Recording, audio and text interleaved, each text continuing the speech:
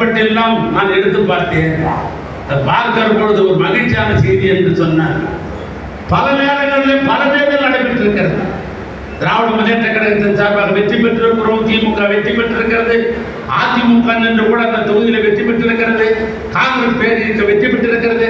இத்தனை நாடாளுமன்ற உறுப்பினர்கள் வெற்றி பெற்றாலும் கூட வேறொரு நாடாளுமன்றம் என்று என்றைக்கு துவங்கியதோ அதிலிருந்து இன்றைய வரை அதிகமான வாக்கு பெற்ற வேட்பாளர் யார் என்று சொன்னால் இங்கே பேராசிரியர் காதர் மைதன் அவர்கள் தான் அதிகமான ஓட்டு வித்தியாசத்தில் வெற்றி பெற்றிருக்கிறார்.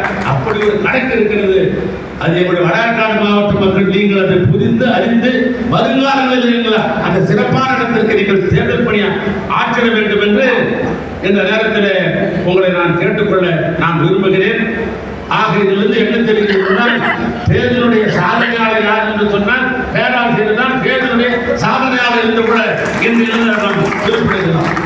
இவருடைய இயக்கத்தை கட்டி காப்பதில்லை ஏன்னு சொன்னால் தமிழ்நாட்டு முதலமைச்சராக இருக்கிற ஆர்மையான தலைமைக்கு இவரை ரொம்ப பிடிக்கும்.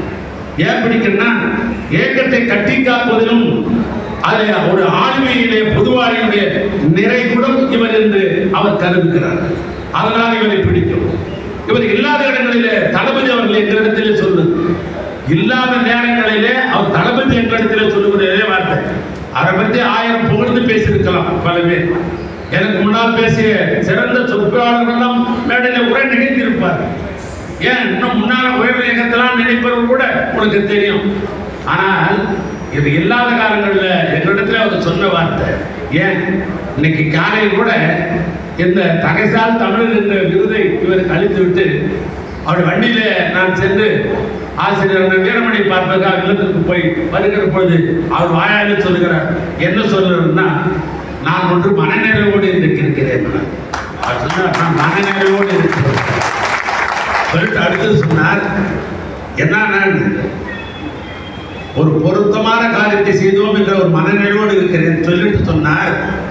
அதாவது பேராசிரியர் பற்றி ஒரு வரியில் சொல்ல வேண்டும் என்று சொன்னால் அவர் ரொம்ப ரொம்ப பெரிய மனுஷரியா, ரொம்ப ரொம்ப பெரிய மனுஷன். ஒரு கலோக்கியனா சொன்னார், ஒரு யதார்த்தமா இலக்கண இயக்கியெல்லாம் இல்லை. பேராசிரியர் எப்படி என்று சொன்னால் ரொம்ப ரொம்ப பெரிய மனுஷரியா என்ற அந்த மனநிலையோடு தமிழ்நாட்டு முதலமைச்சர் இவரை போற்றி பாராட்டுகின்ற நிலையில இவர் இருந்து கொண்டிருக்கிறார்.